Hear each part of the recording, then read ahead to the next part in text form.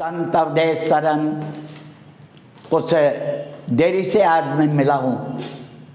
अब कंटिन्यू रहेगा। आप चैनल को अगर अच्छा लग जाए तो सब्सक्राइब कर देना, न अच्छा लगे तो कोई नहीं, आप देखना ही मत, आगे बढ़ा देना। आज कुछ पति पिता नारी के संदर्भ में कहना चाहता हूँ। हमारे देश में खास करके हिंदुस्तान में पतिव्रता नारी के संदर्भ में लोग जानते हैं। माता बहनों से ये खास करके उनके लिए बहुत काम की बात है। पतिव्रता नारी होती है, क्या होती है? पतिव्रता है कौन, क्या लक्षण है उनके, उनमें क्या गुण होता है? अभी मैं पहले बता चुका हूँ, मैं जो कुछ बोलूँगा शास्त्र सम्मत बोलूँगा, अपनी तरफ से कुछ नहीं कहूँगा। तो हमारे यहाँ शास्त्रों ने ये बताया है पतिव्रता के ये 6 गुण होते हैं। वैसे तो सब नारी पतिव्रता ही मानती है, हम भी मानते हैं, आप भी मानते हैं, लेकिन माता बहनों समझ जाएगी, सभी समझ जाएंगे पतिव्रता के क्या लक्षण है। ये 6 ही गुण हो जिनमें, ये 6 गुणों से जो संपन्ना नारी है वो सारी पतिव्रता कहलाती है। वो 6 गुण क्या है? कार्येषु मंत्री, करणेषु दासी, भोज्येषु माता, शयनेषु रंभा, धर्मानुकूला, क्षमया धरित्री, सद्गुण्यमेतद्धिपतिव्रता नाम। ये 6 गुण हैं। क्या क्या है? ये मैं संस्कृत में श्लोक बोला हूँ, अब हिंदी में आपको बताता हूँ ये 6 गुण कौन कौन से है। कार्येषु मंत्री, जब पति कोई छोटे बड़े सामाजिक धार्मिक या किसी प्रकार के घरेलू भी काम करना चाहते हो और पत्नी से पूछे तो पत्नी एक मंत्री की तरह उचित सलाह दे, ये पतिव्रता नारी का पहला गुण है। दूसरा गुण है करणेषु दासी।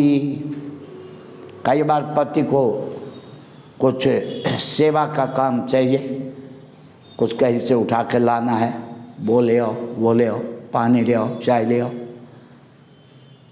करणेषु दासी, वहाँ पे पतिव्रता नारी जो है ना, वो ये नहीं पति बोले तो फिर वो पत्नी जो है वो बेटी से कहेगी बेटा पापा के लिए थोड़ी सी चाय बना लो, ये नहीं है लक्षण। वो खुद चाय बना कर लाएगी, पानी खुद लाती है, किसी का इंतजार नहीं करती, किसी से कहती नहीं। तो सेवा कार्य उपस्थित होने पर फौरन वो हाजिर हो जाए सेवा में, ये दूसरा गुण है। भोज्येषु माता, जब पति को भोजन करवाती है ना, भोजन परोसती है, तो पत्नी जो पतिव्रता है उनका मन कैसा होना चाहिए? तो जैसे माँ बेटे को भोजन कराती है उस समय उनकी भूमिका माँ की तरह होनी चाहिए। पति को ना ये अनाप शनाप उसकी ओर देखे, अरे कितने खाते हो, तुमने 8 परोठे खा लिए, पेट भारी हो जाएगा, ब्लड प्रेशर बढ़ जाएगा। वो ठीक है, उसे सलाह तो दे, बीमार करने के लिए नहीं भोजन कर, लेकिन माता का भाव होना चाहिए। जैसे माँ बच्चे को खिलाते हैं ना, तो बच्चा जब खाता है अधिक तो माँ को लगता है अभी कुछ खाया ही नहीं, वो भाव होना चाहिए। भोज्येषु माता, शयनेषु रंभा, जब विश्राम कक्ष में पति जाए तो उस समय रंभा यानी एक स्वर की अप्सरा का नाम है रंभा, तो ऐसे अप्सरा की तरह पति को सुख पहुंचाए। धर्मानुकूला, जब कोई धार्मिक काम खास करके पति करना चाहे तो उस समय अनुकूल सलाह दे। ठीक है जी, कितना खर्चा आएगा? पति बोल रहे हैं 1 लाख रुपए खर्चा आएगा, तो पत्नी को चाहिए जो पतिव्रता है ना, कोई नहीं 2 लाख हो जाएगा, क्या फर्क पड़ेगा, अच्छे काम ही तो कर रहे हो ना आप। यानी धार्मिक कामों में उचित सलाह देना, सहयोग करना। क्षमया आधारित स्थिति, कई बार पति से भी कुछ भूल हो जाती है, कुछ उल्टा सीधा हो जाता है, कोई गलती हो जाती है, पत्नी क्रोधित हो जाती है, तो उस समय पतिव्रता जो है ना, वो पति के प्रति अगर क्रोध उत्पन्न हो रहा है, कोई ऐसी भूल हुई है पति से, तो पत्नी का क्या धर्म बनता है? पतिव्रता जो नारी है उनके लिए मैं सिर्फ कह रहा हूँ।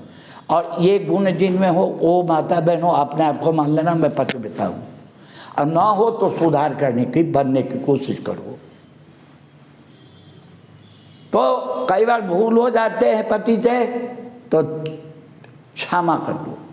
क्षमया धर स्त्री, कैसे क्षमा करो? क्षमाशील भाव कैसे? तो पृथ्वी की तरह